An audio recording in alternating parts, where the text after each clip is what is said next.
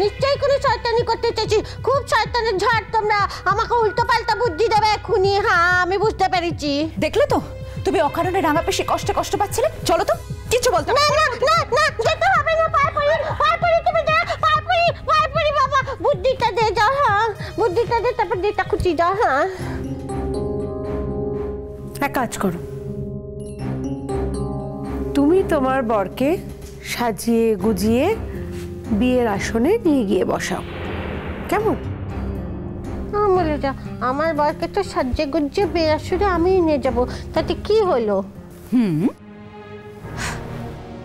কিন্তু তারপর তোমার বরকে শাস্তি দেওয়ার জন্য তুমি ঘরে এসে কি লো? হ্যাঁ, থামলি কেন? ঘরে এসে কি কি কি?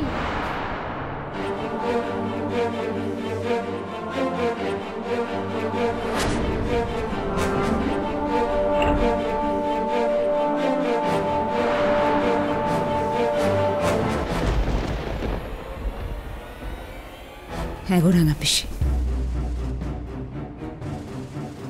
এটাই তো সব থেকে ভালো উপায়।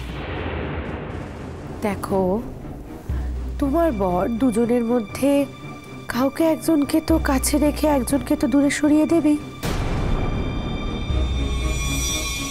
দেখবে তোমাকেই দূরে সরিয়ে দিচ্ছে। আর তুমি তার স্ত্রী হয়ে কেন এটা মেনে নেবে রাঙা পিসি? তুমি তো তোমার বরকে খুব ভালোবাসো, বলতে গেলে প্রাণ দিয়ে ভালোবাসো, তাই না? হ্যাঁ, লোক খুব ভালোবাসি, বিশ্বাস কর, পরাণ দিয়ে ভালোবাসি। তোমার এই কষ্ট আমরা যে আর দেখতে পাচ্ছি না রাঙা পিসি। যা বলেছ।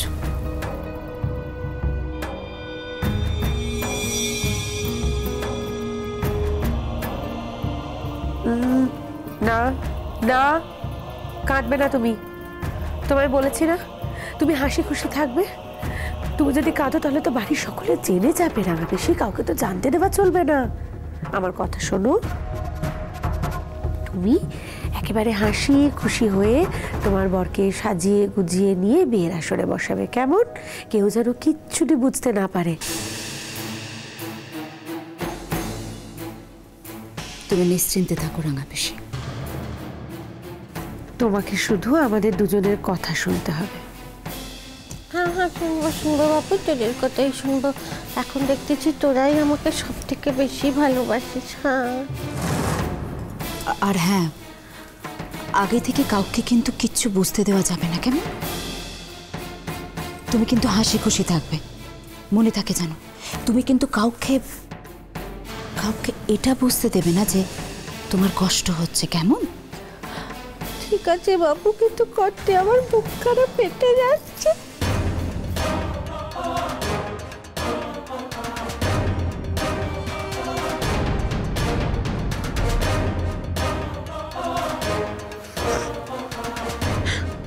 থাকবে না রাঙা পিসি,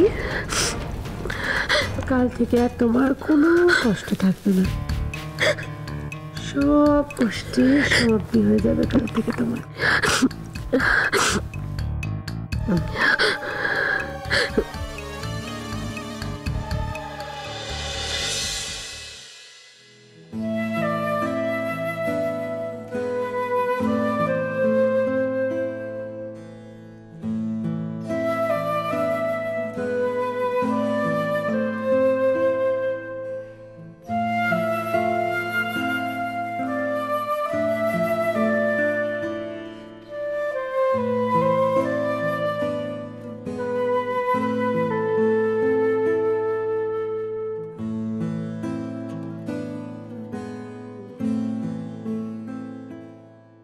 পারি,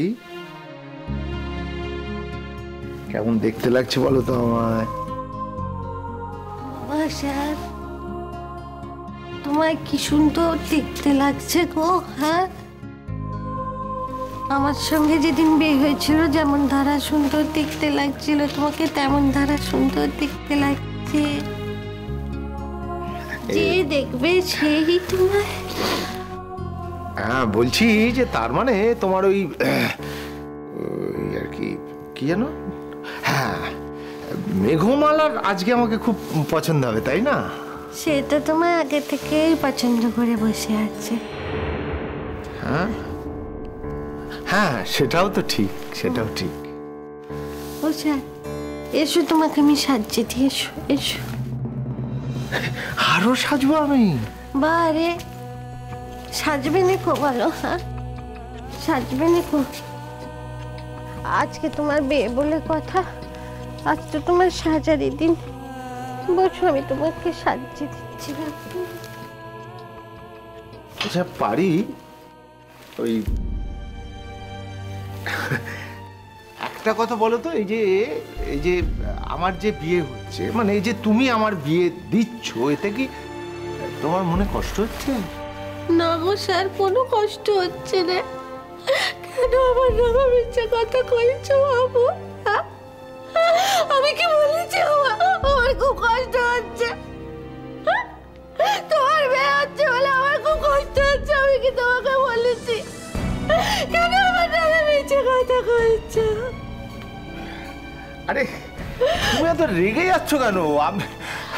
আমি কি কোনো খারাপ কথা বলেছি তোমায়? আমি মানে তোমায় যেটা বলেছি সেটা তোমার চোখের কোণে জল দেখেই আমি বলেছি যে যে সত্যি কি মানে আমার দিকে তাকিয়ে কথা বলতে তোমার খুব কষ্ট হচ্ছে। আমি তো এইটাই বলেছি, মানে এর বাইরে তো কিছু বলিনি।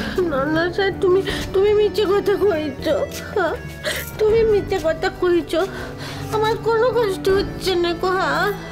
কোনো কষ্ট হচ্ছে না। কেন করতে হবে বলো দেখিনি? কেন করতে হবে তুমি আমাকে বলো? আমাকে বিয়ে করে তো তোমার কোনো সুখই হয় না গো। খালি আমার সেবা করতে করতে তোমার জীবনটা জেরবার হয়ে গেল। তোমার ঘরে একটা ভালোবানা বউ আসবে, একটা সংসারে ছেলে পুলে হবে, নইলে আমার সংসার নাকি একটু অল্প হবে, তোমার ছোট্টি সুখ হবে, তাকে আমার করতে হবে স্যার। আমি অত ছোট মনের মানুষ নই গো। আমার বাবা আমাকে অমন শিক্ষা দেয়নি।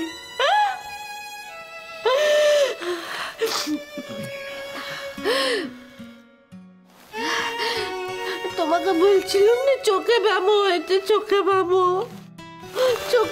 হয়েছে বলে না খালি চোখ দিয়ে জল ঝরতেছে। আমি কি করে বলো দেখিনি? না মানে আমি বলছিলাম যেটা, যে ওই তোমার যদি সত্যি সত্যি মন কেমন করে, তাহলে আমি নয় মেঘমালাকে বারণ করে দিই। খবরদার বলছি না, আমি তো বারবার তোমায় বলতেছি আমার মন কেমন করছে। দেখো আমার মন কেমন করে করবে স্যার? হ্যাঁ, আমাকে তো বাঁকামুখী আর আরসি বলেই দিয়েছে মন কেমন করলে কি করতে হয়। হ্যাঁ আমি তো জানি বাবু, আমি এমন একটা কাজ করব যাতে আমার কখনো আর মন কেমন করবি নি। হ্যাঁ, আমার সব দুঃখ সেরে যাবে। তবু কেন যে চোখ দিয়ে এত জল পড়ছে ছাই, কিছুতেই বুঝতে পারছি নি গো।